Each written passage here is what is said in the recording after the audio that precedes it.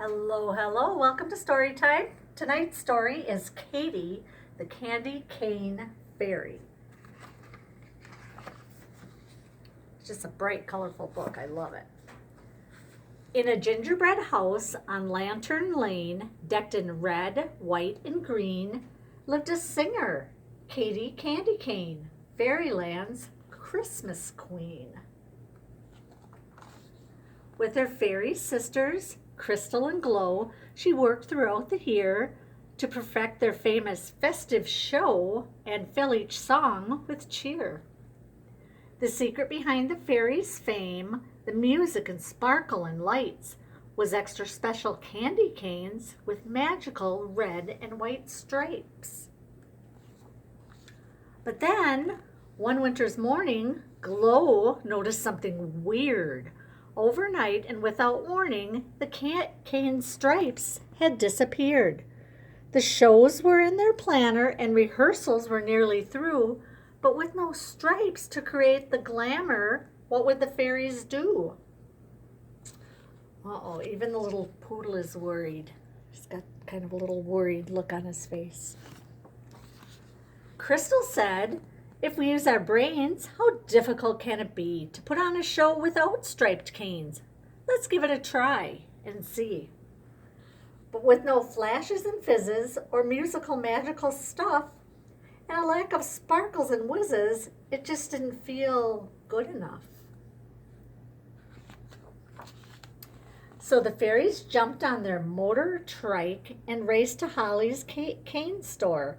"I'm totally out of stripes," Holly said. "And I know I can't get any more. I've got canes with gold and sparkly stars or silver with hearts and dots. I've got a few in blue and purple too. Look around, I've got lots. But just one thing I have not got, and that's without a doubt, is any kind of cane with stripes. I am totally, completely sold out." Katie's poor head was in a spin. Her brain was in a tangle. The fairies had to think again to see things from a different angle. So they searched their house for their stripiest things, for hats and scarves and socks. They wore them together with stripes on their wings and their stripiest party frocks. But as hard as they tried, things did not improve. Would nothing bring back their sparkling groove?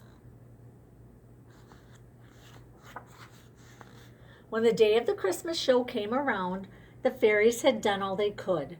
But without their canes, they feared it was bound to be boring and not any good. Outside the audience stood in a line. They just couldn't wait to get in. The sisters hugged and said, "It's time.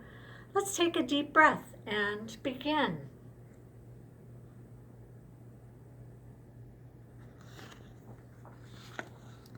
Alone on the stage, the fairies sang softly at first, then stronger. Slowly, they saw the joy they could bring. They didn't need canes any longer. There were no fancy sparkles, music, or lights, just the fairies singing their parts. But there was something special that winter's night, a magic that came from their hearts. As they finished their show, the audience cheered. It had been a wonderful night. The fairies bowed, then stepped outside, and were met by a magical sight. Candy cane stripes hung shiny bright like ribbons from every tree, and they filled the sky with twinkling lights as far as the eye could see. Katie could barely believe it.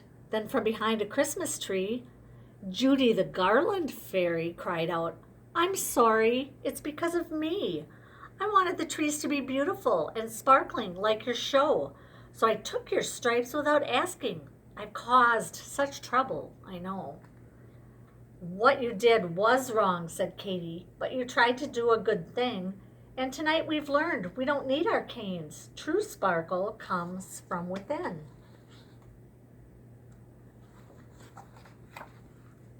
Judy joined her friends in one last song as it started to gently snow. The fairies gathered and sang along. This was the best ever Christmas show. Katie's Christmas show was saved by courage, love, and caring. And that night, every fairy felt the joy that comes from sharing. So that was Katie, the Candy Cane Fairy, and we'll see you next time.